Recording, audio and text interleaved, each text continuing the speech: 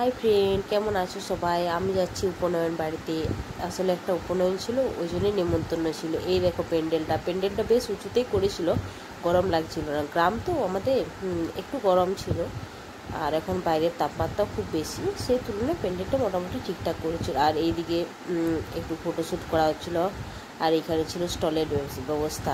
এই দেখো পানির স্টল আছে, আর কোল্ড ড্রিঙ্কসের স্টল আর ফুচকার স্টল, এই তিনটা স্টলই করেছিল। আর এই যে এটা কি শরবত দিচ্ছিল, পুদিনার শরবত। দেখলাম কিভাবে বানাচ্ছে, আমি খাইনি, আমারও তো ভালো লাগেনি।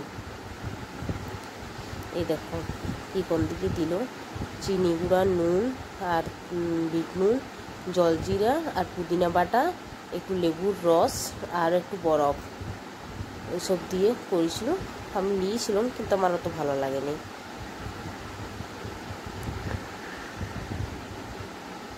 যা গরম, তো মোটামুটি অনেকজনই শরবত এখানে খেলো আর কি। আমি একটু কোল্ড ড্রিঙ্কস নিলাম, আর এখানে চলে এলাম। এই যে বেটু ঝাপাচ্ছে।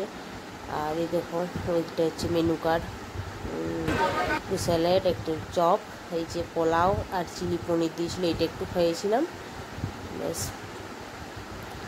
তারপর ভাত, ডাল, আর নিয়েছিলাম আলু পোস্ত আর মটন।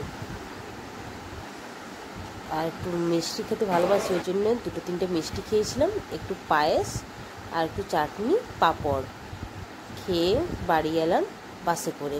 সবাই বাড়ি ফিরলাম বাসে করে, বেশ ভালোই গল্প তল্প করে বাড়ি এলাম।